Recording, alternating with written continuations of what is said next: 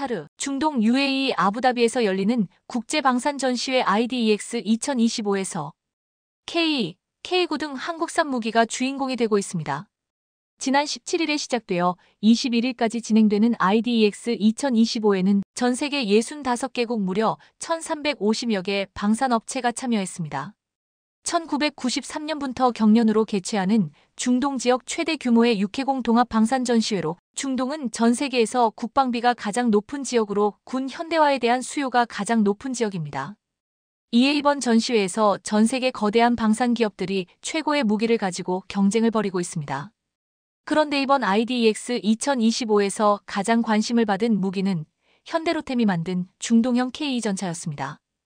폴란드 군사매체 WP텍는 지난 19일 IDEX 2025 아랍의 기갑 꿈에 대한 답으로서의 한국이라는 제목으로 사막 환경에 적응된 중동형 K2 전차 K2M2 전차를 소개했습니다. 중동형 K2 전차에는 강화된 냉각 및 역과 시스템이 장착되어 더욱 사막 환경에 최적화되었다고 했습니다.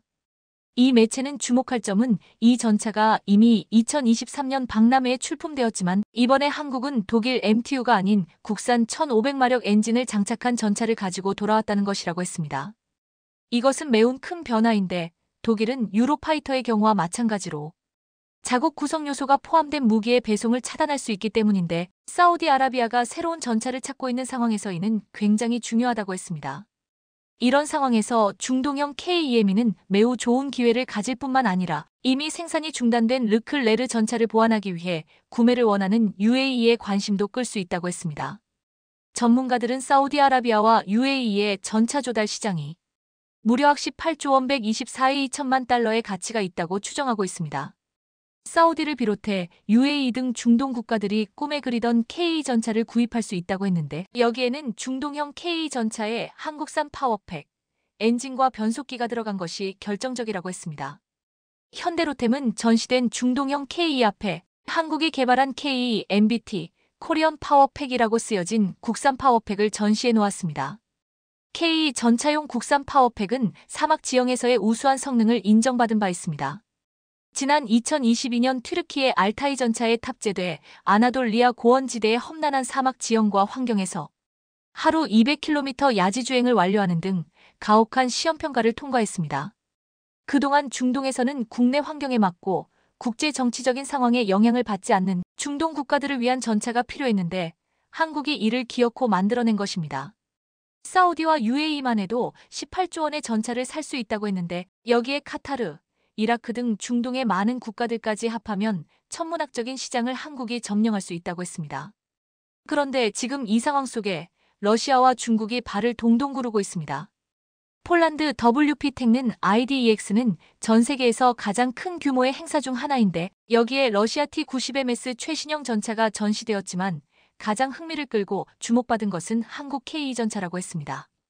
러시아가 이번 IDEX 2025에 수출 목적으로 선보인 T-90MS 최신형은 보호, 이동성 및 전자장비를 상당히 개선한 첨단 개량형이라고 했습니다.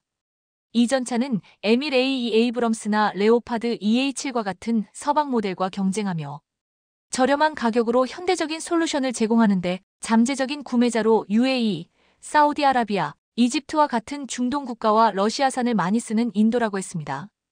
또한 베트남과 인도네시아 등 아시아 국가와 일부 아프리카와 라틴 아메리카 국가들도 겨냥한다고 했습니다.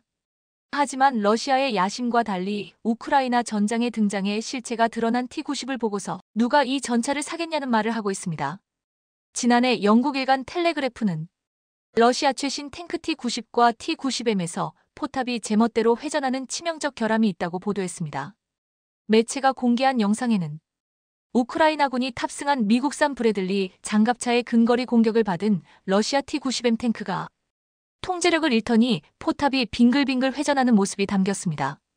제멋대로 한참 회전하던 포탑은 나무와 충돌하고 탱크 안에서 병사들이 뛰어나와 도주하는 모습도 포착됐습니다. 매체가 공개한 또 다른 영상에는 우크라이나 자폭 드론의 공격을 받은 러시아 T-90 탱크 포탑이 역시 한참 동안 빙글빙글 회전하는 모습이 담겨 있었습니다. 지난 1월에는 브래들리 장갑차 2대의 무겁고 민첩성이 떨어지는 T-90M 전차가 공격받아 파괴되기도 했습니다. 이번 우크라이나 전장에서 러시아 전차들이 적의 포탄이 관통하자 포탑이 솟구쳐 오르는 잭인더 박스 현상이 연이어 발생했습니다. 이것은 굉장히 치명적이라고 했는데 러시아 주력 전차 T-70이나 T-80 등 거의 대부분 전차에서 나타나며 최신형 T-90M마저도 지뢰를 밟고 궤도가 끊어지거나 스웨덴제 유탄 발사기에 무참하게 무너지는 모습이 포착되었습니다. 이에 T-90을 1000대 도입하려던 베트남을 비롯해 필리핀, 인도 등은 러시아 무기 도입 사업을 접었다고 했습니다. 이렇게 우크라이나 전쟁에서 러시아 전차들이 터져나가는 사이 한국산 K 전차, K9자주포는 폴란드에서 빠르게 인도바다 무시무시한 괴력을 발휘하고 있습니다. 최근 폴란드 한 군사 채널에서는 야지와 진창을 질주하는 K9자주포 영상을 올렸습니다. 이 영상을 보고 한 폴란드 네티즌은 아름다운 짐승들이라고 표현했습니다. 이번 IDEX 2025에는 K 전차뿐만 아니라 K9자주포도 중동형 모델이 전시되었습니다. 해외 군사 매체 브레이킹 디펜스는 한국 기업 하나가 실물 크기의 K9자주포를 가져왔다라면서 전시된 K9자주포 사진을 찍어 보도했습니다. 세계적인 베스트셀러 K9자주포도 이번에 국산 엔진 개발에 성공했는데 IDEX에는 국산 엔진이 탑재된 중동형 모델이 전시되었습니다. 이를 통해 과거 엔진 문제로 협상이 결렬되었던 UAE 수출의 물꼬가 트일 것이라고 했습니다. 과거 2019년 UAE는 K9자주포를 도입하려 했으나 독일의 승인 거부로 무산된 바 있습니다. 한국의 국산 엔진을 탑재한 K9자주포를 중동 시장에 선보이자 이를 가장 의하고 도전장을 낸 국가가 중국입니다. 중국의 노린코의 노아라이엔시오는 이번 IDEX 2025에 SH-16A155 자주포를 공개했습니다. 중국은 2015년 예멘 내전 중 사우디가 사용하는 중국 노린코의 PLG-45가 후티 반군 포격에 공을 세웠다며 원래 사우디는 중국산 자주포를 써왔기에 우리 고객이라고 말했습니다. 이에 원래 중국은 나토 표준인 155자주포 생산을 꺼려왔는데 사우디와 UAE 등 미국과 동맹을 맺은 중동 국가들에게 무기 수출을 하기 위해서 155자주포를 또 만들었다고 했습니다. 하지만 한국산 엔진을 장착한 세계적인 K9자주포를 살 수 있는데 경쟁력이 떨어지는 중국 자주포에 중동 부국들이 관심을 두지 않을 것이라고 했습니다. 이번에 중국은 IDEX에 한국산 엔진을 단 K9자주포는 물론 한국산 파워팩을 단 K 전차까지 등장하자 이를 연이어 보도하고 있습니다. 중국 신화닷컴은 19일 한국이 사우디아라비아와 UAE의 미래 수요 충족을 위해 KEME 주력전차 출시라는 제목으로 보도했습니다. 이 매체는 KEME의 재원과 성능에 대해서 설명하면서 주목해야 할 점은 수출 시장을 위해서 여러 가지 맞춤형 모델을 선보인다는 점이라고 했습니다. 과거 중동 시장은 미국이나 서방과 관계가 멀어질 때 중국과 러시아가 양분하는 시장이었지만 이제는 한국이 그 자리를 차지하려 하고 있습니다. 이번 IDEX에 나타난 한국산 무기를 보고 한 중국 네티즌은 이렇게 말했습니다. 대한민국의 군수산업이 근력을 과시하고 중동의 재벌들이 지갑을 준비하고 있는데 미래의 전장은 더욱 흥미진진해질 것이다. 최근 세계 방산 시장에서 K9 자주포, K 전차 등 한국산 무기의 활약이 놀랍습니다. 그런데 상대적으로 덜 주목받는 분야가 있는데 바로 한국산 장갑차입니다. 여기서 잠시 전차와 장갑차의 차이를 짚고 넘어가겠습니다. 전차와 장갑차는 둘 다 육군에서 사용하는 지상 병기입니다. 이 둘은 언뜻 보면 비슷해 보이기 때문에 종종 혼동될 수 있습니다. 하지만 전차와 장갑차의 차이는 분명히 존재합니다. 완전히 다른 목적을 가진 무기이기 때문입니다. 전차의 임무는 적의 방어 라인을 관통하고 숲과 평야 등 다양한 지형에서 적과 전투를 수행합니다. 즉 전차는 적의 방어 거점을 파괴하거나 적의 탱크, 기타 차량을 제거하는 데 사용됩니다. 장갑차는 조금 다릅니다. 보병을 전장으로 안전하게 호위하여 이동시키고 지원하는 게 주 역할입니다. 물론 의료 임무나 수색에도 사용됩니다. 전차는 기본적으로 파괴가 목적이기 때문에 주포가 있고 기관총 등의 보조무기도 장착합니다. 반면 장갑차는 보병 지원이 목적이다 보니 중기관총이나 경기관총 같은 보조무기들이 장착됩니다. 이처럼 장갑차의 주된 임무는 보병을 보호하고 지원하는 것입니다. 그런데 러시아군 장갑차 부대는 최근 이 같은 기본적인 임무를 완전히 무시했습니다. 우크라이나군이 일부를 점령하고 있는 러시아 남서부 쿠르스크 지역에 파병 북한군이 배치된 것으로 알려진 가운데 이 지역에서 러시아 장갑차가 북한군으로 추정되는 군인들을 내버려 둔 채 철수하는 장면이 포착됐다는 주장이 나왔습니다. 러시아군과 북한군 간 심각한 의사소통 문제를 드러내는 대목이라는 분석이 나왔는데요. 자유아시아 방송 RFA에 따르면 최근 우크라이나군이 공개한 드론 영상에서 러시아군 BTR-82 장갑차가 북한군으로 추정되는 보병들을 전장에 남겨두고 이탈하는 장면이 포착됐습니다. 이 영상은 지난달 30일 우크라이나군 제95공 수여단이 관리하는 쿠르스크 지역 칼리노프 마을 남쪽 4km 지점에서 벌어진 전투 상황을 드론 카메라로 촬영한 것이었습니다. 러시아군의 BTR-82 장갑차 3대가 우크라이나 수목지대를 공격하는 장면을 담고 있는데요. 영상에서 이들은 손발이 전혀 맞지 않는 모습을 보였습니다. 장갑차가 수목지대 근처까지 다가가 기관포 사격을 가하며 탑승 보병들에게 하차를 지시했으나 하차한 보병들은 돌격하기는커녕 전투 대응을 갖추지 못한 채 장갑차 주변에서 우왕좌왕하는 모습을 보였습니다. 이후 장갑차들은 이들을 지켜주지 않고 남겨둔 채 차를 돌려 철수했습니다. 이러한 상황에 대해 장갑차를 모는 러시아군과 탑승 병력이었던 북한군 사이에 의사소통이 되지 않아 일어난 일이라는 분석이 나왔는데요. 북한군 대부분이 보병 출신으로 차량화 보병 전술에 익숙하지 않은 점이 이번 사태의 주요 원인이라는 것입니다. 하지만 이 역시 말이 되지 않습니다. 아무리 의사소통이 되지 않더라도 러시아군 장갑차 본연의 임무인 보병 지원을 무시했다는 점은 설명이 되지 않기 때문입니다. 이럴 바에는 장갑차가 굳이 출동할 이유조차 없습니다. 러시아군의 고의성이 의심되는 장면입니다. 이번에 러시아에 간 북한군 대부분은 보병이고 차량이나 장갑차를 기본으로 움직이는 러시아군 교리는 북한 군인들에게 굉장히 이질적일 수 있습니다. 제대로 된 교육 훈련을 받았으면 차량화 보병으로서 기본적인 역할을 할 수 있었겠지만 사실상 아무 교육 없이 바로 투입됐기 때문에 앞으로 대부분의 북한군은 러시아군과 손발이 안 맞아 전열이 무너지는 모습을 보이게 될 것이라는 게 전문가들의 의견입니다. 또한 러시아는 장갑 차량이 부족해 오토바이나 카트를 타고 돌격하는 경우도 많기 때문에 대부분의 북한군 병사들은 드넓은 평원을 맨발로 달려가는 알보병 상태로 투입될 가능성이 높다는 전망도 나오고 있는데요. 첨단 무기의 등장으로 전장의 판도가 바뀐다는 이야기를 듣고 있는 전장에서 맨발로 투입된 알보병은 참 안타깝다는 생각이 듭니다. 반면 한국산 장갑차는 러시아와 전혀 다른 행보를 보여준 바 있습니다. 전쟁터 한복판에 달려가 AS까지 해주며 수출한 장갑차를 끝까지 책임지는 한국을 보면서 입소문이 퍼졌고 이는 곧 새로운 수출의 시작점이 되었습니다. 1993년 11월 경남 마산항에서 K200 장갑차 42대가 화물선에 실려 말레이시아로 수출되었고 이후 보스니아 내전에 투입됐습니다. 우리나라가 개발한 군 기동 장비로는 첫 번째 수출이었습니다. 화물선 다이아몬드 하이웨이에 UN 표지를 단 장갑차 42대가 줄지어 실리는 모습입니다. 지금은 전혀 다른 이야기이지만 당시 한국산 장갑차를 수입한다는 것 자체가 사실 도박에 가깝습니다. 말레이시아는 보스니아 내전에 평화유지군을 보내기 위해 한국산 장갑차 K200을 구매하기로 결정했습니다. 이후 2년간 K200 장갑차 총 111대가 말레이시아로 수출됐습니다. 장갑차는 전장에서 보병을 안전하게 수송하는 역할을 합니다. 보병의 생존율을 조금이라도 높이기 위해 당시 말레이시아 입장에서도 없는 살림의 한국산 장갑차를 구입한 것입니다. 그런데 이로부터 31년이 지난 8월 말레이시아는 한국으로부터 수입했던 낡은 K200 장갑차의 성능 개량 사업을 다시 한국에 맡겼습니다. 우리가 당시 보병 수송용으로 수출한 K200을 전투용으로도 사용할 수 있게 개량해 달라는 것입니다. 말레이시아가 한국을 선택한 것은 독자적으로 쌓아온 기술력을 인정하는 것이며 그동안 한국이 보여준 수출 후 AS 능력에서도 신뢰를 얻어 과거 개척한 해외 시장에서 재사업 기회로 또다시 획득한 것이었습니다. 1970년대까지만 해도 우리 군은 미국 장갑차 M113을 쓰고 있었습니다. 당시만 해도 기술력이 아직 부족하니 계속 미국 제품을 사서 개조해 쓰는 게 낫다는 목소리가 컸습니다.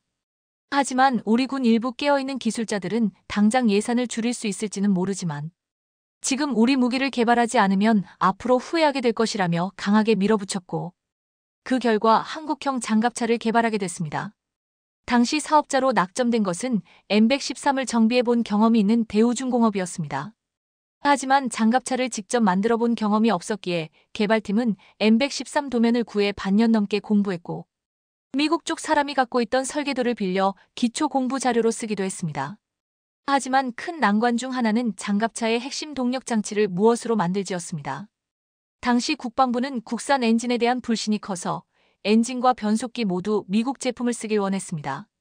하지만 개발팀은 국산화 희망을 버리지 않았고 두 가지 시제품을 만들었습니다. 첫째는 미국제 엔진 변속기를 써서 M113과 거의 동일하게 만들었고, 다른 두 번째 시제품은 대우중공업 엔진에 영국제 변속기를 썼습니다. 엔진까지 미국제를 쓰면 M113의 복사판에 그친다고 생각한 것입니다. 우리 엔진에 맞는 변속기를 구하려 미국 업체를 방문했을 때 한국이 무슨 장갑차를 만드느냐? 절대 팔지 않겠다고 문전박대 당하기도 했습니다. 결국 전 세계를 수소문한 끝에 우리 개발팀은 영국에 가서 겨우 변속기를 조달해 왔습니다. 그리고 드디어 1984년 10월 국군 이날 시가행진 때 개발팀은 장갑차 K200을 대중 앞에 첫 선을 보였습니다. 나라를 지킨 영웅들은 이처럼 조용하면서도 아주 빠르고 정확하게 움직였습니다. 저는 이런 이야기를 여러분들께 전달드릴 때마다 참 뿌듯함을 느낍니다. 이날 국산 장갑차 K216대의 행진은 성공적이었지만 역시나 세상 일은 그렇게 호락호락하지 않았습니다. 이 같은 사실을 알게 된 미국 M113 제조사 관계자가 대우중공업을 찾아와 지식재산권을 침해했다고 항의했기 때문입니다. 하지만 개발진은 미국 기술자를 K200을 생산 중이던 창원 공장으로 데려가 장갑차 내부를 뜯어 보여줬다고 합니다. 내부를 보니 한국 엔진에 영국제 변속기가 들어있었고 핵심 동력 장치부터 이미 달랐기 때문에 결국 그 미국인은 사과하고 돌아갈 수밖에 없었습니다. 국산 장갑차 K200의 사업명은 다산의 상징인 두꺼비인데요.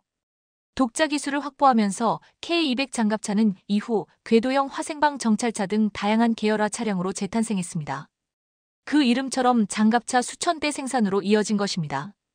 당시 개발팀이 손쉬운 복제 대신 독자적으로 개발했기 때문에 K200을 기반으로 다양한 차량을 만들 수 있었고 수출할 때도 자유로웠던 셈입니다. 말레이시아 수출을 위해 K200을 빠르게 개량한 것도 개발자들 사이에서 유명한 일화입니다. 당시 말레이시아는 당장 장갑차를 전쟁터로 보내야 하니 한두 달 내로 받게 해달라고 요구했습니다. 그런데 한국은 역시 한국이었습니다.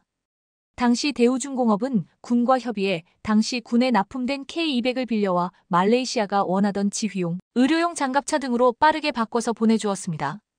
더구나 결정적인 장면은 대우중공업이 보스니아 주둔지에 3차례에 걸쳐 애프터 서비스팀을 파견한 것이었습니다. 대우중공업은 장갑차를 100% 가동해 전 세계인들 앞에 한국산 장갑차의 성능을 제대로 보여주고 싶었던 것입니다. 대우중공업이 보스니아 주둔지에 애프터 서비스팀을 파견했다는 소문이 나자 이후 수출 세일즈 현장에 갈 때마다 이 얘기가 나왔고 이것은 자연스럽게 한국 장갑차에 대한 신뢰를 쌓게 만들었습니다. 두려움을 뚫고 전쟁터 한복판으로 향한 당시 애프터 서비스 기술팀은 지금도 그 일에 대해 자긍심을 느끼고 있습니다. 그 결과 31년이 지난 지금 말레이시아는 아직도 이 사건을 잊지 않고 K200 장갑차 성능 개량 사업을 한국에 맡기게 됩니다.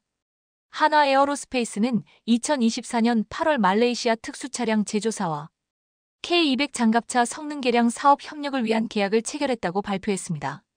물론 의리 때문만은 아닙니다. 한국은 이제 30년 전 수출한 장갑차를 최신 무기로 중무장시켜 업그레이드 시킬 수 있는 기술력을 갖추고 있습니다. 한화 에어로스페이스는 이번 장갑차 개량 사업을 위해 조이스틱을 이용해 장갑차 내부에서도 기관총을 사용할 수 있는 RCWS를 탑재할 예정입니다. 또 차체의 방탄 능력 강화, 엔진과 변속기가 합쳐진 파워팩 기능 업그레이드, 전자광학 통신 장비 최신화 등의 대규모 MRO 작업도 함께 진행합니다. 한화 에어로스페이스는 이번 계약을 시작으로 항공기 엔진에 집중됐던 MRO 사업을 방산 부문으로 확대할 계획입니다. 이를 통해 무기 개발 및 제조를 넘어 MRO까지 담당하는 글로벌 방산 토털 솔루션 기업으로 등극한다는 계획인데요. K200 외에도 최근 세계 시장에서 큰 관심을 받고 있는 K고 자주포의 MRO 사업 또한 곧 진행될 예정입니다. K고 자주포 역시 곧 정비가 필요한 주기가 올 것이고 언제든 신기술, 성능 개량이 필요할 수 있기 때문입니다. 방위산업의 특성상 전쟁이 나지 않으면 무기는 그대로 남지만 노후화되기 마련입니다. 그런데 무기를 수입한 국가 입장에서는 노후화된 무기를 버리기도 아깝고 사용하자니 불안합니다. 이 때문에 MRO 사업, 유지보수 사업도 장기적으로 굉장히 사업성이 높은 것으로 알려졌는데요. MRO 사업은 AS 하나는 확실하다는 이미지를 가지고 있는 한국에게 경쟁력이 있는 사업입니다. 과거 수출한 장갑차의 AS를 위해 전쟁터 한복판까지 달려갔던 선배 개발진들의 노력이 이처럼 후대에 엄청난 결실로 완성된 셈입니다. 이것이야말로 진정한 국위 선양이 아닐까라는 생각이 드는데요. 이처럼 국위 선양을 몸소 실천하는 기업은 또 있습니다. 이미 오래전부터 세계적으로 인정받았던 대한민국 조선업이 최근 더욱 각광받고 있습니다. 도널드 트럼프 대통령 당선인이 직접 한국 조선업의 도움이 필요하다고 한데 이어 인도의 나렌드라 모디 총리도 최근 우리 조선업에 SOS를 요청했습니다. 신규 상선을 무려 1000척이나 만들어 달라는 건데요. 미국은 중국 해군에 맞설 수 있는 군용 선박을, 인도는 자국 산업을 위한 상업용 선박을 우리 대한민국을 통해 확보하려 하고 있다는 겁니다. 구체적인 분야는 다르지만 현재 세계 최강국과 향후 세계적 강대국으로 성장할 것으로 기대되는 나라가 자국의 부흥과 발전을 위해 한국 조선업의 도움을 필요로 하고 있는 상황이죠. 이들이 왜 그리도 우리 조선업에 목을 매고 있는 건지 자세히 알아보겠습니다. 작년 11월 말부터 12월 초까지 인도 조선업 대표단이 대한민국 주요 조선소들을 잇따라 방문했다는 사실이 지난달 26일 언론을 통해 뒤늦게 밝혀졌습니다. 대표단은 슈리 TK 라마찬드란 인도 항만해운 수로부 차관을 비롯해 마두 나이르 코친 조선소 CEO, 비네시 쿠마르 티아기 인도해운공사 회장 등 인도 조선업과 해운업을 대표하는 인사들로 구성되었는데요. 이들은 하나오션 거제 사업장, 삼성중공업 거제조선소, HD현대중공업 울산조선소를 방문한 것으로 알려졌습니다. 이중 현대중공업 울산조선소를 인도 조선업계 관계자들이 찾은 건 2015년 모디 총리가 방한했을 때 이후 처음입니다. 인도 조선업계가 최근 들어 우리 조선업에 큰 관심을 보이고 있음을 말해주는데요. 대표단은 인도는 모든 종류의 선박이 대규모로 필요한 상황이라며 신규 상선 1000척 확보 등 자국 조선업 육성 파트너를 찾고 있다고 밝혔습니다. 이들이 말하는 상전은 일반 화물 운반용 컨테이너선만이 아니라 LNG, 운반선, 초대형 원유 운반선, 자동차 운반선 등 거의 모든 종류의 상업용 선박입니다. 그렇기에 울산 조선소를 포함해 해당 선박들의 건조 노하우가 충만한 한국 주요 조선조들을 다 둘러본 거죠. 다들 잘 아시는 것처럼 인도보다 한 발 앞서서 우리 조선업에 도움을 요청한 나라가 또 있습니다. 다름이 아닌 세계 최강의 해군을 갖고 있다고 알려진 미국입니다. 트럼프는 11월 대선에서 당선되자마자 한국의 세계적인 군함과 선박 건조 능력을 잘 알고 있다며 자국 해군력 증강을 위해 한국 조선업계의 도움이 필요하다고 했습니다.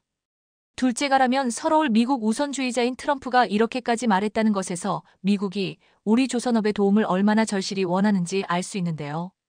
그럴 만도 한 게 세계 최강의 해군이라는 타이틀을 다른 나라도 아닌 최대의 라이벌 중국에 뺏기게 생겼기 때문입니다.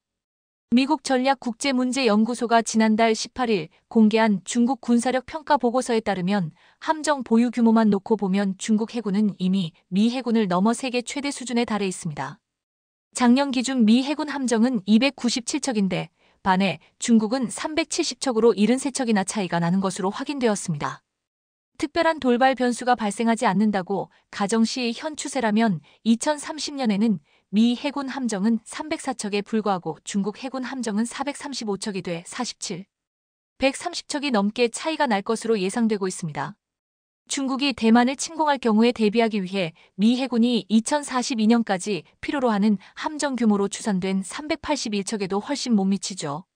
이런 상황을 미 해군도 모르지는 않기에 작년 3월에 발표한 30년 함정 건조 계획을 통해 올해 6척을 시작으로 2030년까지 군함 70척을 건조하겠다고 밝혔는데요. 그러나 이 계획이 예정대로 이뤄진다고 가정해도 여전히 중국 해군보다는 수십 척이나 적은 건 변함이 없습니다. 이렇게 된 가장 큰 이유는 미국 조선업이 냉전 이후 쇠락한 탓입니다. 현재 미국의 조선소는 7곳인데 반해 중국은 수십 곳이고 미 해군 정보국에 따르면 조선업 역량을 수치화 시 중국이 미국의 최소 232배에 달한다고 합니다. 구축함만 봐도 중국은 2014년부터 2024년까지 10년 동안 23척을 진수한 데 반해 미국은 그 절반도 못 되는 11척밖에 진수 못한 것만 봐도 알 수 있죠. 이런 상황은 다른 함종들도 마찬가지로 장거리 항해용 순양함은 2017년 이후 중국이 8척을 진수하는 동안 미국에서는 단 한 척도 만들지 못했습니다. 이는 민간 산업용 선박이라고 다르지 않아 최근 몇 년 동안 수요가 계속해서 늘고 있는 LNG 운반선의 경우 미국에서는 70년대 이후 단 한 척도 만들지 못했다고 합니다. 이 지경이니 트럼프까지 나서서 한국 조선업에 도와달라고 하는 거죠.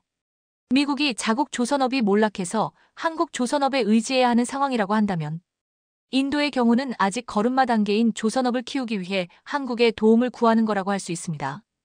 인도 정부는 세계 최대의 인구 대국임에도 세계 조선 시장 점유율 1%에도 미치지 못하고 있는 자국 조선업 역량을 2030년에는 세계 10위, 2047년까지 세계 5위로 키우겠다는 계획을 갖고 있습니다.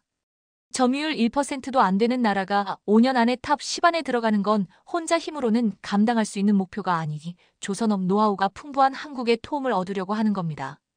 인도가 이런 무리해 보이기까지 한 계획을 세운 건 조선업이 미비한 탓에 치러야 하는 비용이 생각보다 크기 때문입니다. 인도는 전체 무역 물량 약 95%를 해운으로 운반하는데 자국 선박이 부족하다 보니 대부분 외국 선박을 빌려서 하고 있습니다. 이에 들어가는 돈이 매년 하나로 110조 원, 2047년이 되면 연간 500조 원을 써야 할 것으로 추산되고 있습니다. 인도 정부에서 조선업 발전 로드맵 기한을 2047년까지로 잡은 것도 이 때문이죠. 거의 국가 예산 수준의 돈이 해외 선박 임대료로 낭비되고 있는 것은 인도에서는 대형 컨테이너선이나 원유 운반선, 자동차 운반선을 만들 수 없어서입니다. 인도에는 현재 미국에서 운영되고 있는 조선소의 4배인 28개의 조선소가 있지만 이들 모두 연안 여객선 같은 중소형 선박밖에 만들지 못하는 수준입니다. 그래서 대형 컨테이너선과 LNG 운반선, 원유 운반선, 자동차 운반선 등을 밥 먹듯이 만들어 온 우리 조선소들을 찾아 상선 천척을 확보해야 한다고 한 거죠. 인도 조선업 대표단의 방한 이후 인도 정부 관계자는 한국 조선소 고위 관계자들과의 만남은 매우 긍정적이었다. 내년 2025년 3월 인도 항만해운 수로부 장관이 한국을 방문할 때 이와 관련된 몇 가지 공식적인 합의가 체결될 것으로 예상된다고 전했습니다.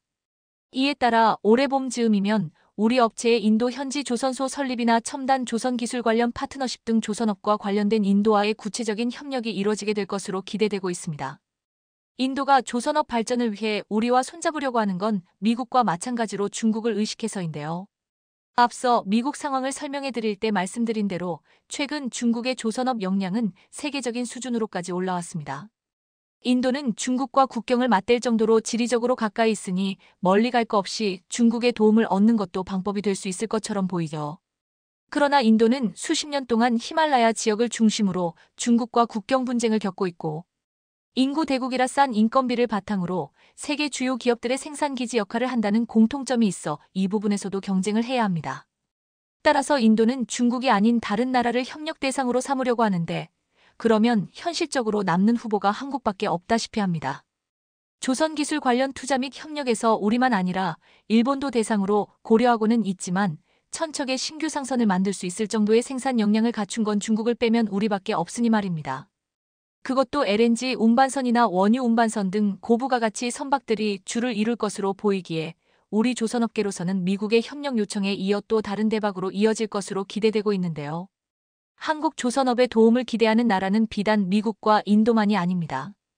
북아프리카 연안의 모로코도 그중 하나입니다. 지도를 보면 알 수 있듯 모로코는 국토가 대서양과 지중해 양쪽에 걸쳐 있어 해상 무역에 유리한 지리적 조건을 갖고 있습니다. 그래서 80년대에는 73척의 상선을 갖고 있었는데요.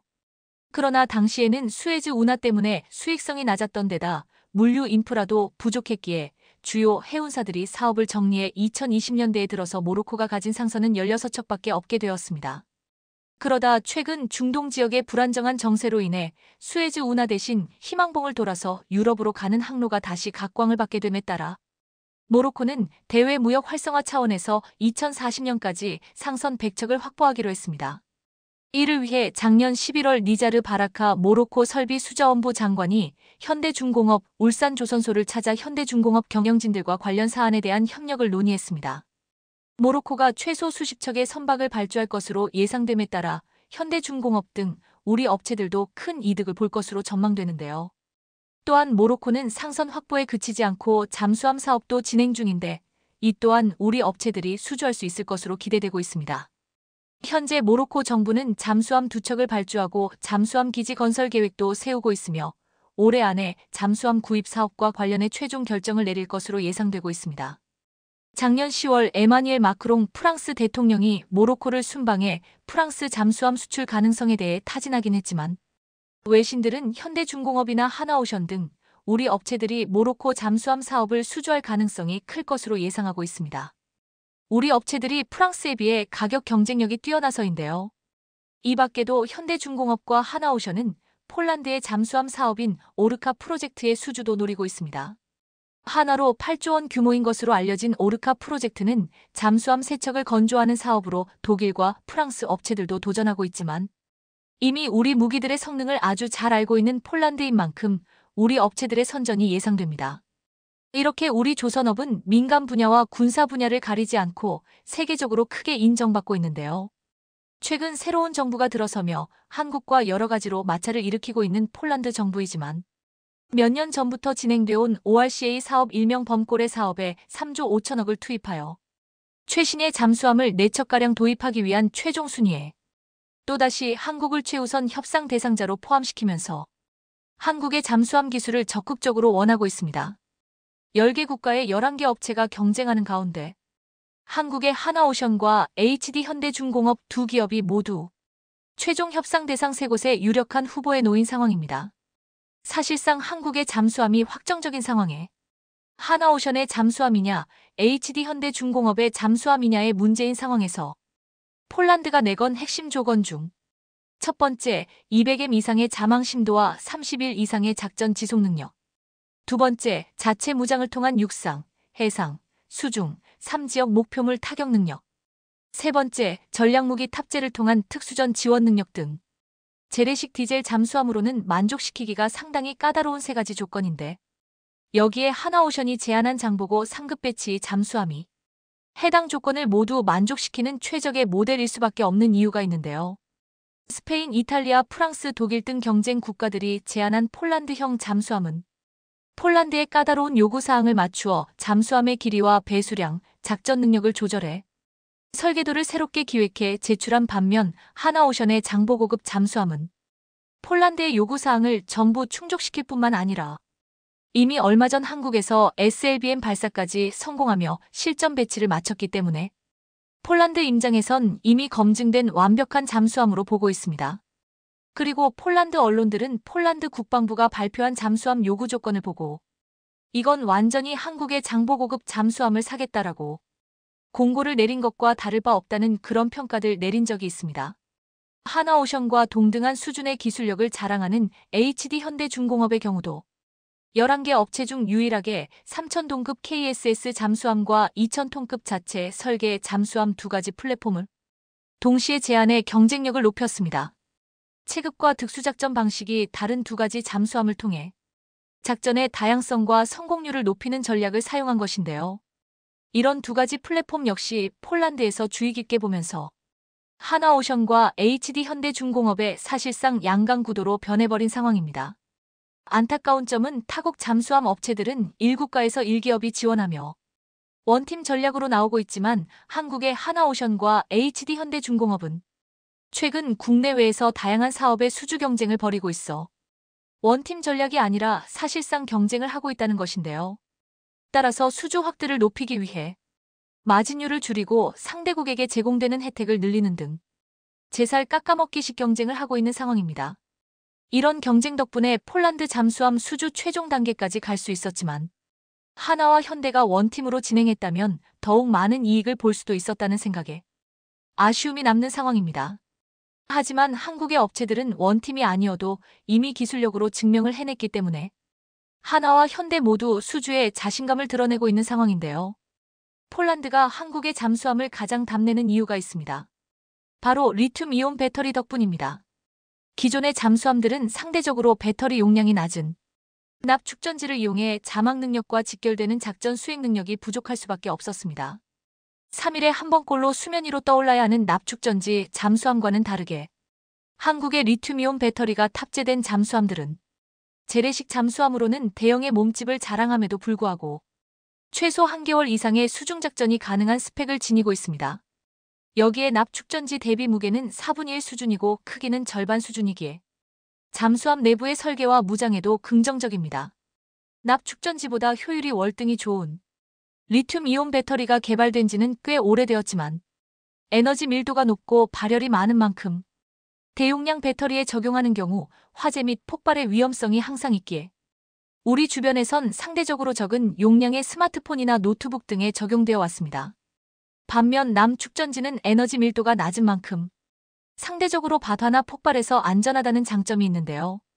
잠수함에 탑재될 수준의 고에너지 밀도를 가진 리튬이온 배터리를 개발하는 게 기술적으로 매우 어렵고 복잡하며 까다롭지만 배터기 기술로 세계 1위인 한국 기업 LG에서 잠수함용 리튬이온 배터리를 개발하며 상황이 급변하게 되었습니다.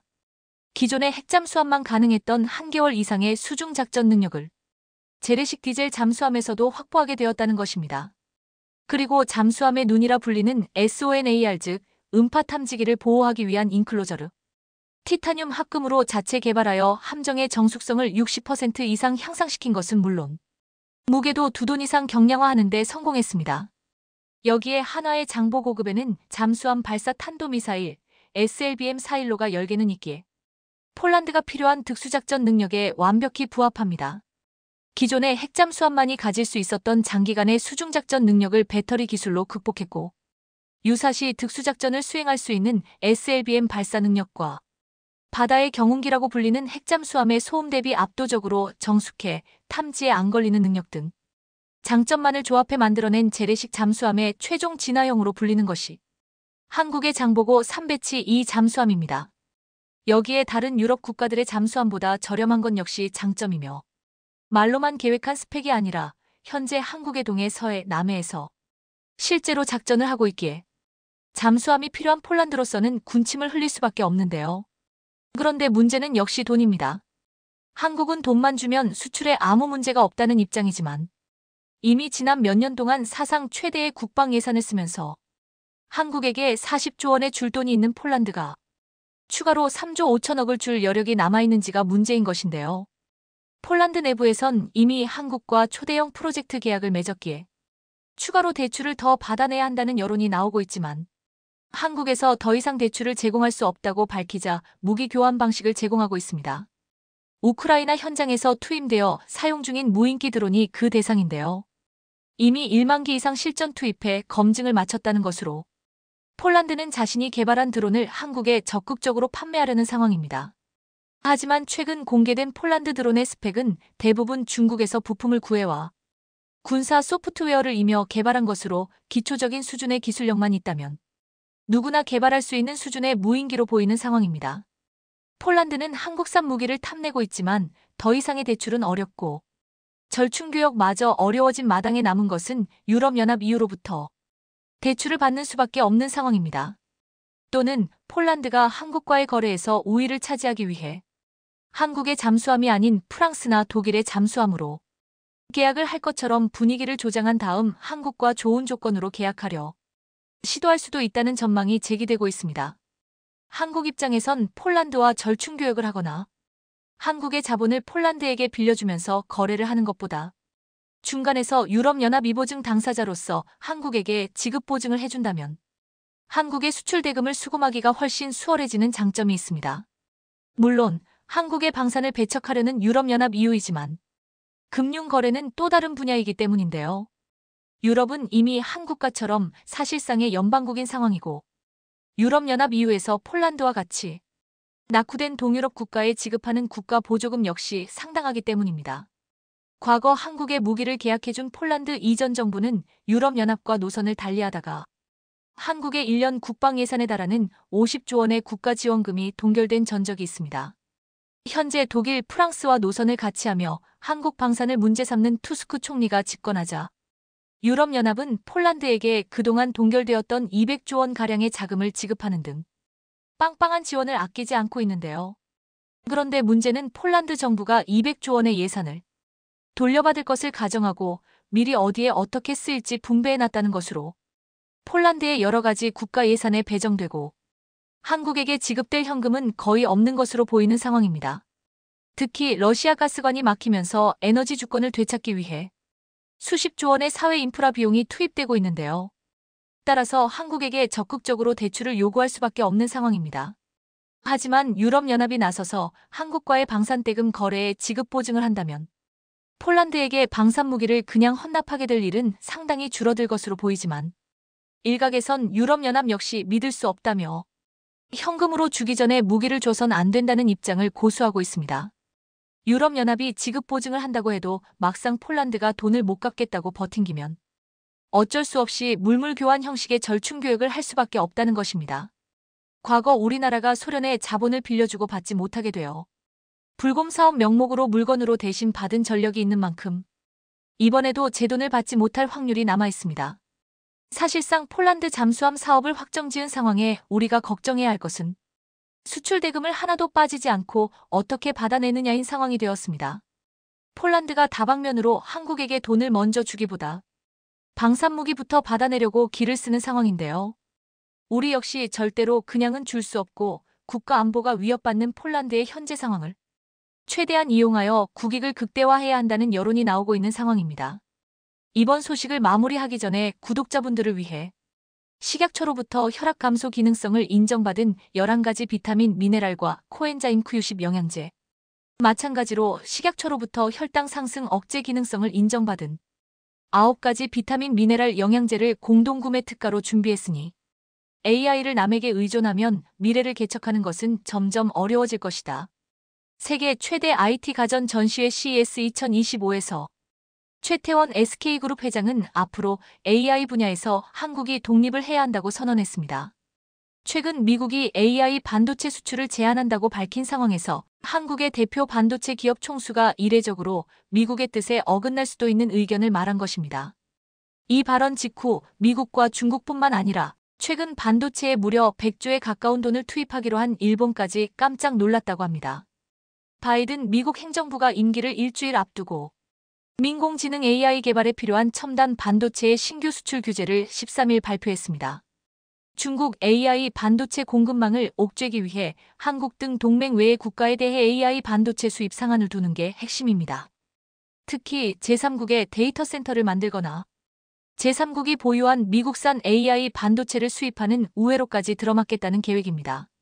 미국 상무부는 한국을 포함한 20개 동맹국 및 협력국을 제외한 국가를 둘로 나눠 AI 반도체 수출을 통제한다고 밝혔습니다. 상무부는 본사가 이들 국가에 위치하며 높은 보안 및 신뢰 기준을 충족한 기업에 보편적으로 검증된 최종 사용자 UVEU 지위를 부여한다고 했습니다. UVEU 지위를 얻은 단체는 구입한 AI 반도체를 세계 어느 나라에나 배치할 수 있도록 했습니다.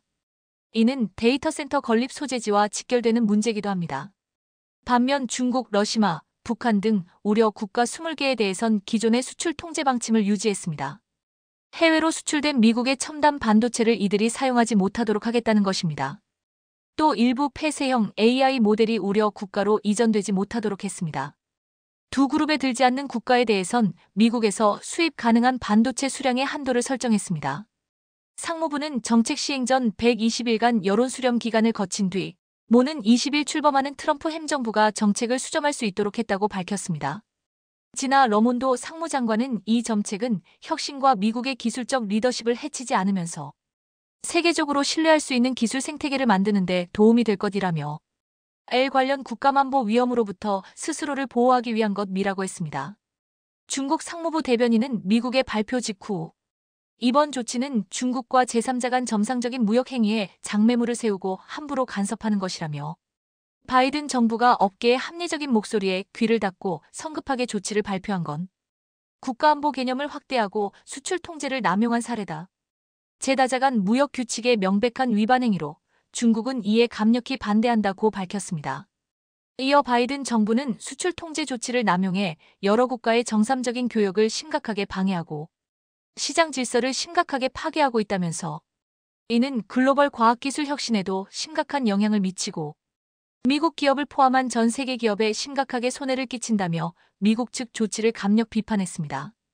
이번 조치에 유탄을 맞은 것은 일본입니다. 일본 정부는 트럼프 대통령 당선 직후 반도체와 AI 분야에 2030년까지 10조엔의 공적 자금을 투입하겠다고 밝혔습니다.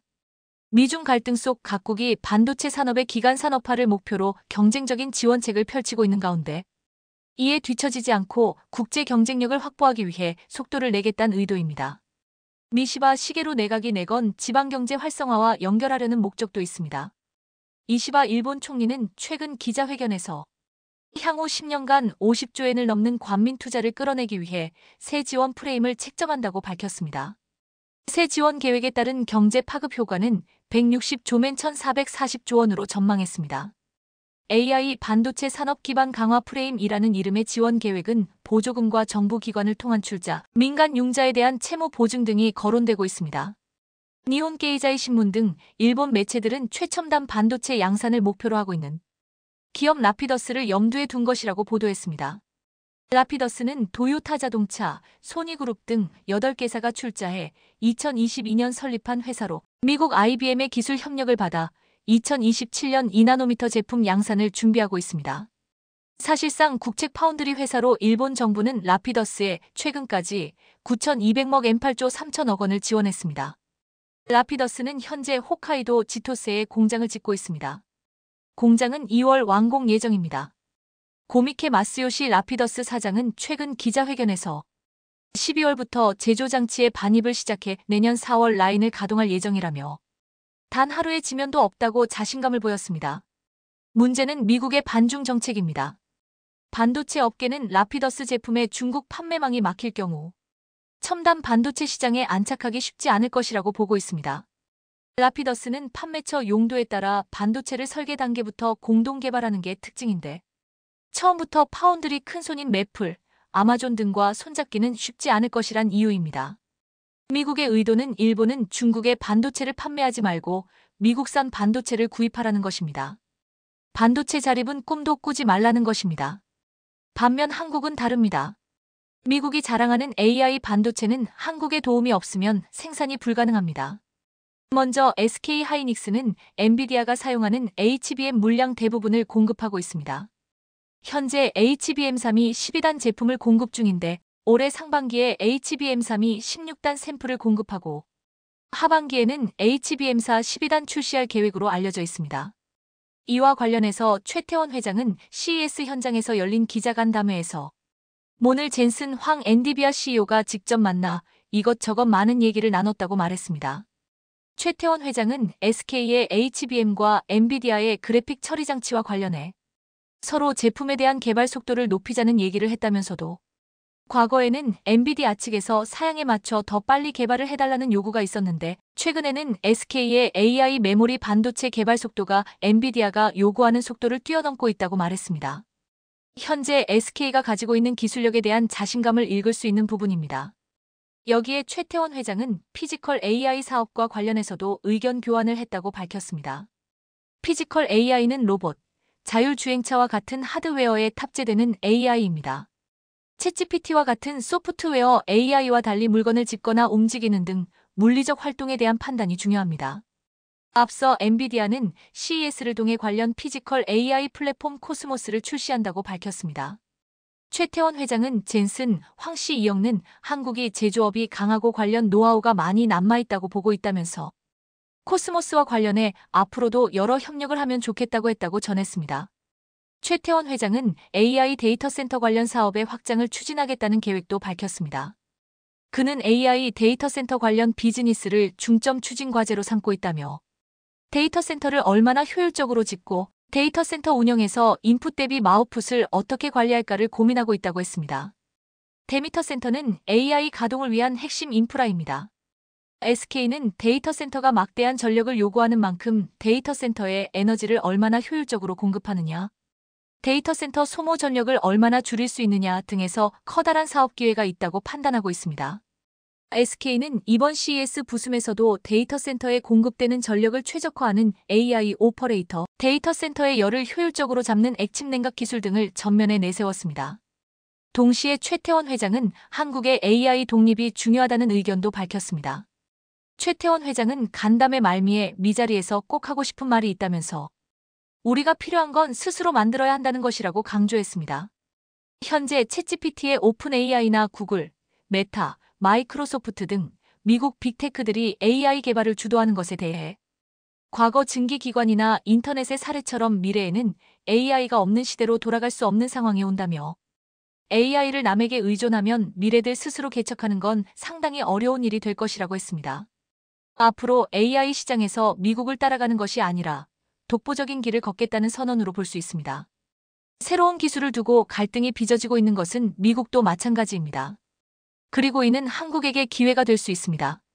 최근 로미터 통신에 따르면 엔비디아는 미국산 AI 칩 수출에 새 규제를 적용하려는 바이든 행정부의 계획을 공개 비판했습니다.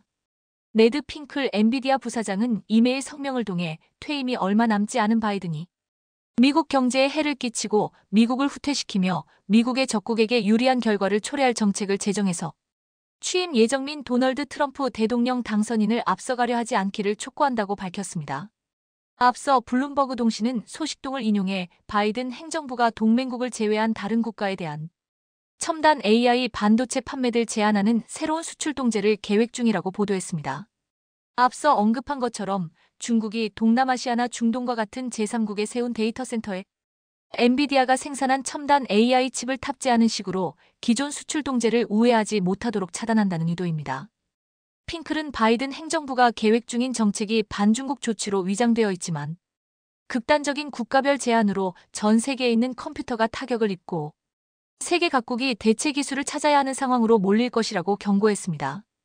핑클은 전 세계 대부분의 지역에 대한 수출을 제한하려는 임기 막판의 규제는 모용의 위험을 줄이는 것이 아닌 미국의 경제 성장과 리더십을 위협하는 중대한 정책적 전환이라고 지적했습니다. 그는 또 바이든 행정부의 미와 같은 막판 정책은 미국 산업계와 글로벌 커뮤니티의 비판을 받는 업적으로 남을 것이라고 지적했습니다. 앞서 엔비디아는 바이든 행정부가 대중 반도체 수출 통제를 강화하자 관련 기준에 충족하는 성능이 저하된 중국 시장 전용 칩을 출시한 바 있습니다.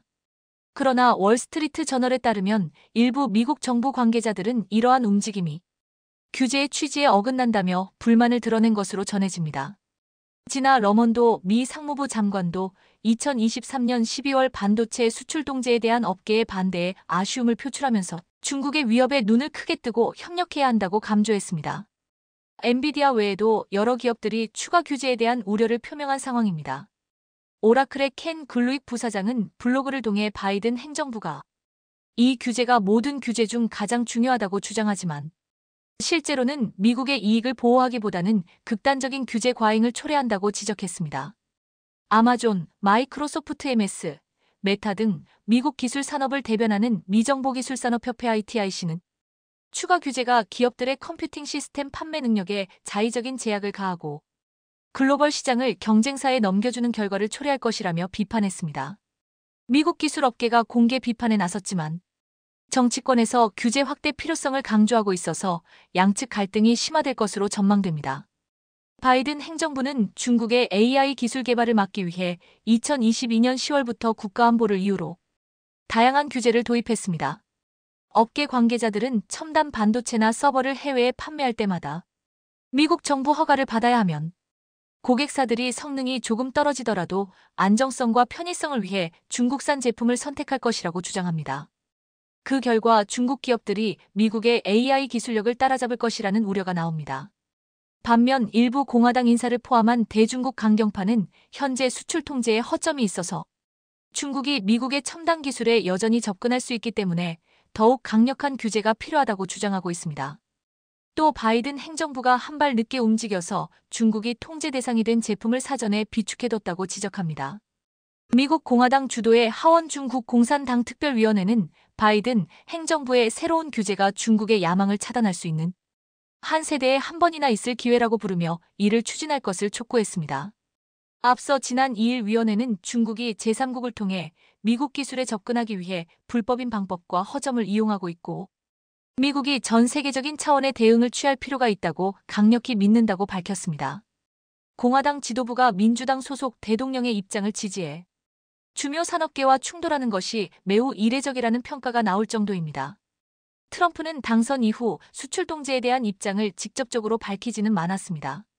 다만 첫 번째 임기 때 중국 최대 통신 장비 업체인 화웨이가 미국 안보를 위협한다며 블랙리스트에 올리고 오지용 반도체의 중국 수출을 금지했습니다. 트럼프 측근 중에도 중국에 강경한 입장을 취하는 인사가 여럿 있습니다. 트럼프 민수위원회의 캐롤라인 리빗 대변인은 미국 국민은 중국에 맞서고 중국산 제품에 관세를 부과하며 미국을 다시 강하게 만들라고 트럼프 대통령을 선출했다며 그는 그 약속을 지킬 것이라고 강조했습니다. 빠르게 성장하는 분야의 산업인 만큼 미국과 중국의 경쟁은 치열합니다. 그러나 그와 동시에 우리 한국에게도 기회는 열려 있습니다. 일본처럼 산업이 초토화되고 이후에 따라잡겠다며 막대한 돈과 시간을 투자해야 하는 것보다는 우리의 기술과 역량이 충분할 때 우리의 독자적인 길을 어느 정도 확보해야 할 것으로 보입니다. 배터리의 주원료인 리튬 가격을 폭등시켜 갑질을 해오던 중국이 최근 한국에서 나온 역대급 뉴스에 멘붕에 빠지고 있어 화제입니다. 외신들도 이제는 한국 기업에게 펄펄 매는 상황이 올 수 있다며 기술력을 극찬하고 있습니다. 중국 리틀 사업을 최대 위기로 몰아넣은 한국. 무슨 일이 벌어진 것인지 자세히 알아보겠습니다. 통상 스마트폰 등 소형 배터리에는 리튬이 30G, 전기차용 중대형 배터리에는 30에서 60kg 소요되는 것으로 알려져 있습니다. 한국은 2020년부터 중국산 리튬 수입 대상국 1위에 올라섰고 파란색 일본보다 더 빠르게 증가하며 전체 의존도는 64%를 기록하고 있습니다. 배터리 양극재 핵심 소재인 수산화리틀은 칠레 등에서도 일부 수입하지만 약 84%는 중국에 의존하고 있는 실정입니다. 2018년 의존도가 65%였다면 현재는 20%나 더 높아진 것입니다. 리틀에서 제2요소수 악몽을 우려하는 이유도 여기에 있습니다. 양극재는 배터리 생산원가의 약 40%를 차지하고 리튬은 양극재 제조원가의 50% 이상까지 올라서고 있습니다. 정제 리튬 가격이 1년 새에 4배 정도나 뛰었기 때문입니다. 중국 CATL 등이 LFP 배터리를 만들 때 사용하는 탄산 리튬은 톤당 1억 원을 넘겼고 한국 업체들이 NCM 배터리를 만들 때 쓰는 수산화 리튬도 비슷한 추이를 보이고 있습니다. 이에 따라 중국산 수산화리를 수입 금액은 지난해 대비 470%나 늘어난 상황입니다. 한국은 올해 8월까지 21억 달러 약 3조 원어치의 수산화 리튬을 수입했는데 이 가운데 16억 달러 이상을 중국에 의존하고 있었던 것입니다. 중국 언론들은 한국의 중국 의존도가 84%까지 높아졌다며 조롱 기사를 쏟아내기도 했습니다. 중국 내 기후변화나 정치적 갈등은 리튬 조달에 큰 문제를 일으킬 수 있습니다. 올 8월 가물과 정전으로 리튬 공급의 20% 이상을 담당하는 스촨성 공장이 폐쇄되면서 가격이 급등한 바도 있습니다. 즉 사우디가 석유를 감산해 가격을 몰리듯 중국은 전력난을 핑계로 가격을 올릴 수 있는 것입니다.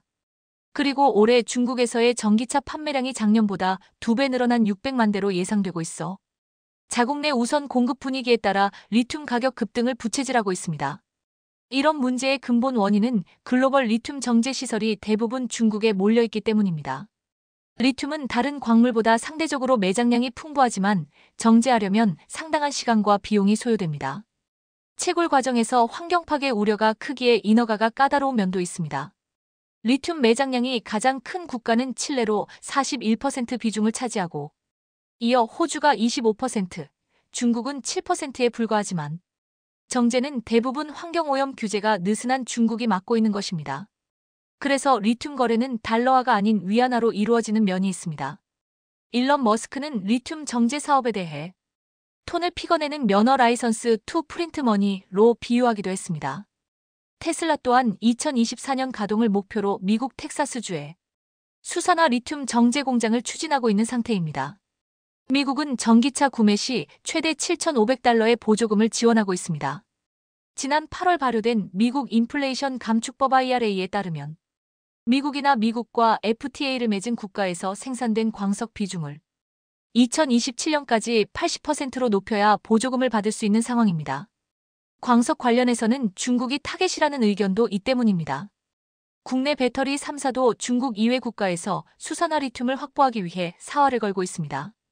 한국 업체들은 캐나다 및 호주와 적극적으로 손을 잡고 있는 상태입니다. 최근 LG에너지솔루션은 캐나다 광물업체로부터 리튬 25만 톤을 공급받는 업무 협약을 하기도 했습니다. 이는 고성능 순수전기차 300만 대 이상을 생산할 수 있는 양입니다. 그리고 미국 커파스 미네랄 과도 리튬 공급 MOU를 체결했죠. 이런 상황에 한국에서 보도된 뉴스는 중국을 또다시 충격에 빠뜨리고 있습니다. 국내 기업 리튬 플러스가 금산군에 수산화 리튬 제1공장 준공식을 가진 것입니다. 올 3월에는 핵심 장비인 50톤 규모의 특수제작 반응기 10기를 입고하기도 했습니다. 총 500억 원을 투자해 연산 3,600톤 생산을 계획하고 있는 것입니다. 그렇게 국내 유일, 세계 8번째로 초고순도 수산화리듬 정제 공장을 세운 상황입니다. 다음 달부터 순도 99% 수산화리틀을 본격 생산할 예정인데, 이는 국내 2차 전지 소재 기업들과 테스트를 진행해 제품에 적용한다는 방침입니다. 회사 측은 리틀 가격 강세가 지속되면 연간 약 4천억 원의 매출과 1,200억 원의 영업이익 달성이 가능할 것이라 밝히기도 했습니다. 제2공장 건설도 본격 추진될 예정인데 여기서는 5만 톤 규모가 계획되어 있습니다. 그렇게 될 경우 글로벌 선도업체 수준과 비슷해지는 상황입니다.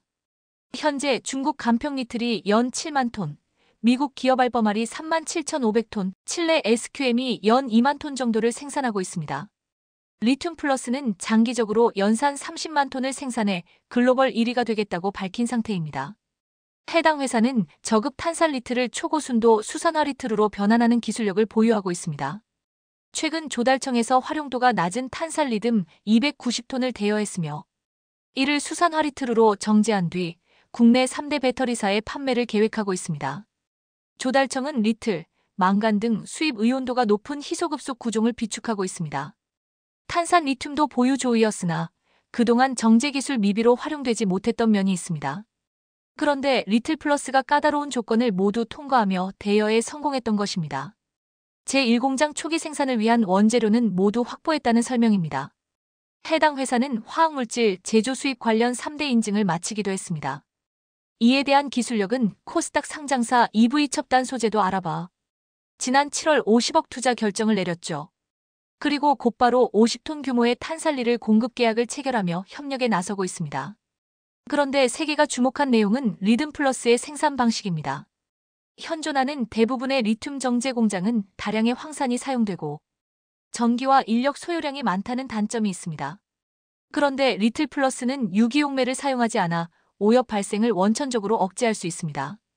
종매 기술을 활용함으로써 친환경적이고 공정 단순화를 통해 원가 경쟁력을 확보하고 있는 상태입니다. 리틀 플러스는 100여 건의 특허를 냈던 전용 대표가 지난해 6월 설립한 회사입니다. 그는 포항산업과학연구원 RIST과 포스코에서 리듬 연구 관련 핵심 역할을 맡았던 인물입니다. 그런데 중국이 경악하는 부분은 지난달 말 해당 관련 회사가 여포에서 리튬을 추출하는 기술마저 중국 특허청에 등록을 마쳤다는 사실입니다. 이는 리틀 플러스의 지주회사인 리듬 인사이트가 추진한 일입니다. 현재는 미국, 러시아, 아르헨티나, 중국 등 10여 개 국가의 특허권을 확보해놓고 있습니다. 불순물이 많은 여포에서의 리튬 추출 기술은 현존하는 기술로는 불가능합니다. 중국 등 전 세계에 수많은 어포가 방치되어 있는 것도 이 때문입니다. 하지만 리틀 인사이트가 기술적 우위를 확보해 추출을 할 수 있게 된 것입니다. 리튬은 자연 증발 방식으로 추출하려면 1년 이상이 걸립니다. 넓은 면적의 엽전이 필요하고 순도 높은 리듬을 얻기도 쉽지 않죠. 그런데 포항산업과학연구원 RIST에서 한겨울에서 최소 8시간 이내에 추출할 수 있는 방법을 찾아낸 바 있습니다. 30에서 40%에 불과하던 리튬 회수율 또한 80%로 끌어올릴 수 있었던 것입니다. 그리고 리틀 인사이트는 여포에서 추출한 리틀로 탄산 리듬을 제조하는 방법 또한 최근 국내와 중국에서 특허 등록을 마치기도 했습니다. 탄산 리틀은 리튬 플러스 공장에서 수산화 리틀로 변환이 가능하기에 전기차용 리틀에 대한 밸류체인을 모두 확보하게 됐다는 설명입니다. 리틀 플러스와 깊은 관계가 있는 포스코 또한 해당 기술을 가지고 있습니다. 포스코는 최근 아르헨티나 엽수리를 상용화 2단계 투자 결정을 한 바 있는데 아르헨티나에서 탄산 리듬을 생산한 뒤 국내로 운반해 수산화 리틀로 상용화하려는 계획도 이런 기술력이 확보돼 있기 때문입니다. 올해 말 아르헨티나 여포에 탄산 리듬 공장을 착공하며 수산화리를 가공 공장은 내년 상반기 국내 착공을 목표로 하고 있습니다. 2단계 사업을 통해 생산되는 수산화 리튬은 연산 2만 5천 톤으로 전기차 약 60만 대에 사용될 수 있는 규모입니다. 그리고 향후 연 10만 톤으로 늘리기 위한 3, 4단계 투자에도 속도를 낸다는 방침입니다. 포스코 그룹은 2018년 아르헨티나 어모를 인수한 후 추정치의 6배인 1천만 톤 이상의 리틀이 있는 것을 확인한 바 있습니다. 채굴 가능성과 수율통을 고려해도 최소 280만 톤을 확보한 상태입니다. 해당 리튬 호수 가치는 현재 250조 원 이상으로 평가받고 있습니다. 이에 국내 배터리사들도 적극적으로 포스코에 접촉해온 상황입니다. 최근 LG에너지솔루션은 포스코 측에 미국 인플레이션 갑축법 파고를 같이 넣자며 포괄적 업무 협약을 제안해 진행되기도 됐습니다.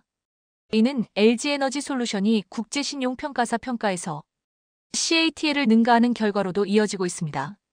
신용 등급은 같았지만 전망에서 한 단계 높은 파저티브 긍정적을 받은 것입니다.